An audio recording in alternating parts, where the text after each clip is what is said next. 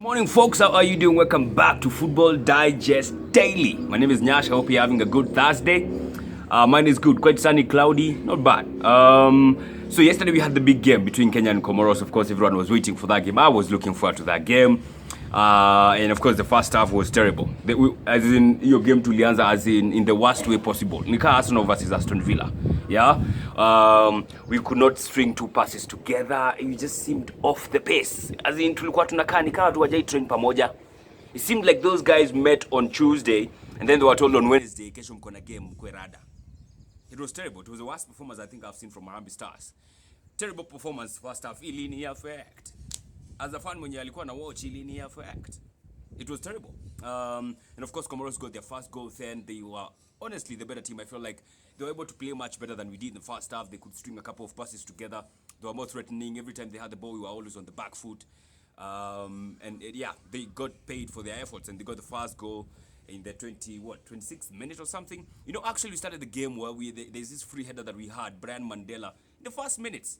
But ilikuwa free header manze, but he could not convert it in, which was terrible because angefunga hiyo by then ingekuwa a whole different ball game because we started off, I would say the first few minutes we were better off, you know. But still, the first half was terrible. There's absolutely nothing to write home about. Nothing. The second half was a whole different ball game.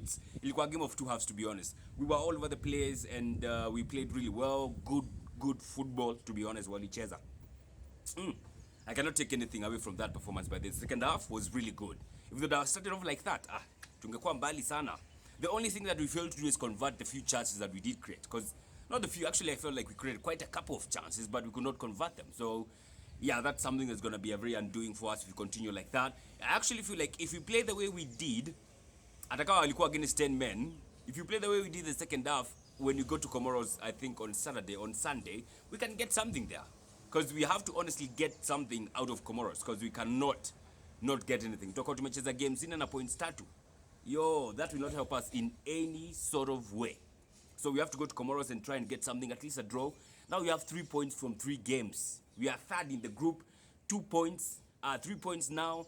Watuka Egypt wako below us, but of course Egypt wanacheza I think this weekend against Togo. They will most likely clap them, you know, so they will go above us. So we had a chance of going top, Maze Jana. I feel like we really honestly had a chance of going top and we squandered it. We did. It's disappointing.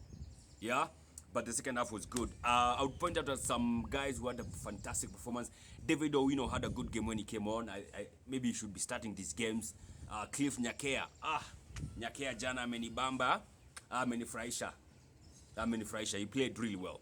I also felt the captain did put in quite a shift, to be honest. In the second half, he was really trying to create something for us. He could find himself in the box, having shots. And yeah, that was a good performance from him, I would say. Masoud Juma also, the conversion that he did, that was a good goal.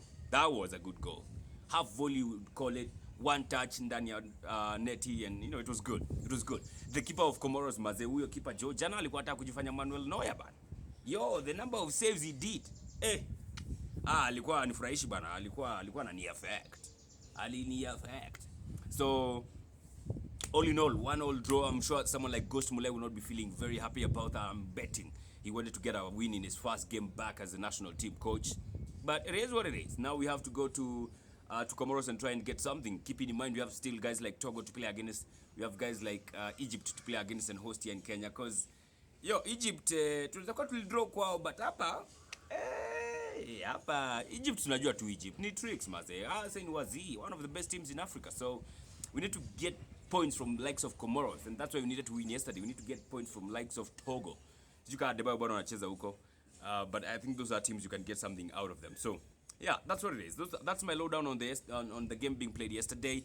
But man, how terrible was that pitch? How terrible was Kasarani yesterday? Gosh. Hiyo kitu ilikuwa rubbed on our face for 90 minutes, how terrible that pitch was. Wasa walikuwa atoka huko wanaweza fikiri ni wasa walikuwa wachezea Thindigwa. Ama please juu wapi haina tafwiti, matope mob sana. Yo, na Ruto alikuwa huko akiwa na Raila. If that does not tell you something about what you need to do in regard to those sports and in regard to that pitch, I don't know what will. Jana pitch ilikuwa mbaya bana. Ilikuwa terrible, man. Ilikuwa terrible. But yeah, that's all I can take from the game. Yesterday we also had some other interesting games. Friendlies though. We had like Portugal playing against Andorra. And what a game that was. They beat them 7-0. 7. Yeah, but I expect nothing from Portugal. They're one of the best teams in Europe right now, if you ask me. A shocker, though, happened in Paris. France were beaten by Finland 2-0. 2-0. France jana walifungwa bao na hakufunga bao yoyote. That is news. That is news on its own, yeah? So they lost 2-0 to Finland. We had teams like Belgium playing against Switzerland. I think I mentioned that in yesterday's digest. And Belgium won that game 2-1. Michi Batshuayi with a brace. We had Denmark playing against Sweden. They won that game 2-0. We had another interesting Netherlands versus Spain. I think your game will 1-1 draw. Yeah, Van de Beek actually is the one who scored for Netherlands. Which other game did you have yesterday that I had mentioned? Let me see, another friendly that I have not mentioned. Turkey versus Croatia. Of course, like I said, that was going to be an interesting game. Ilisha 3-3. That's a thriller. That's a thriller. We also had, who else? Let me see. Yeah, I think I've mentioned all of them. Today, like I said yesterday, we have some interesting playoffs game for the teams that are going to be filling the 4 final spots for Euro 2020, 2021, if you like. Yeah, so we have 4 games going on, and these are going to be interesting games, that's for sure. They're the only big games going on today, I would say. There's gonna stakes, yeah? So we have Hungary taking on Iceland. Like I said, it's going to be a huge one. It's one of the games that you should watch. Another game that is interesting to watch is Serbia versus Scotland. I'll be keeping an eye on this one because Scotland might qualify for a major tournament for the first time, like forever. I don't recall seeing them anywhere. Yeah, we also have Northern Ireland versus Slovakia, another interesting game, and Georgia versus Macedonia, another interesting game. I said in this digest daily, I'll be adding some few runs as an Arsenal fan, or some few extra digest as an Arsenal fan. So today I'm all about Willian. Yeah, so Willian has come through from Chelsea. To be honest, I'm one of those guys who thought, you know what, maybe I don't really want Willian because I was looking at Coutinho myself. But if you're going to get Willian, okay, fine and dandy. I've seen what he has done at Chelsea. He did bits for them the last season. He played really well, yeah? But come to Arsenal, first game, really well. After that, we have played 8 games so far. I've not seen Willian for 7 games. I don't know where he has been. And he has been consistently getting game time. I don't know why. Yeah, so for me, of course, I'm not that entirely happy about that. And I think moving forward, Arteta should either drop him or play him on the wings. No, or play him on the number 10 position, because I feel like he can do something there as a number 10. Because I recall a game against Sheffield where he was playing as a number 10, where Pepe came in and played on the right wing. The game play was good. We played well. But putting him on the wings, he's not producing anything. And every time we put him on the wings, we are putting guys like Nicolas Pepe on the bench.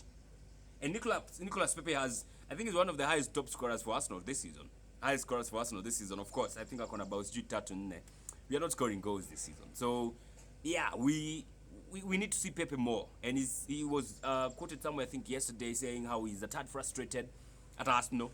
You know, he's not getting good game time, and anacheza tu Europa, achezi Premier League. Unajua Premier League ndio cream de la cream. So he's not happy. So for me, I would think it's a high time we started playing Pepe on the wings. Na tuache hii ushenzi ya kumweka bench, kumweka sijui second half. No, anze, aterrorise watu. You know, we need to see him running at guys. So I hope Willian is going to be, I hope Arteta is going to get his act right. Because, I mean, the more things get bad like this, the more sour taste we start having in our mouths of Arteta. Because everybody is seeing some things that can be changed and they are so outright and they are not being done. I mean, Willian is not producing anything for us now. Why is he still playing? Why is he still playing? Pepe is doing bits for us, and every time he's coming in, he's terrorizing. Like in that game against Aston Villa, he came on and he had 2 shots on target. Or he had 2 shots. Were they on target? I think only 1 was on target. Yeah, so Willian hakuna actually produce your game. You have no shots, nothing. So we cannot be keeping guys who are producing on the bench to give advantage to guys not producing anything. Ama wakati tulimnunua kutoka Chelsea tuleka close lazima acheze. Ama what is it? Because it doesn't make any sense to me, you know. So yeah, I hope moving forward we're gonna be seeing Willian either play him as a number 10. If not that, don't put him on the wings. Because every time you put him on the wings, tunaweka Nicolas Pepe bench.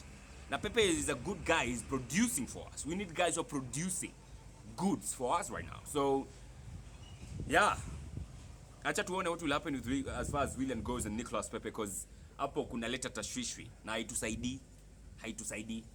All right, that's my lowdown. That's my extra digest.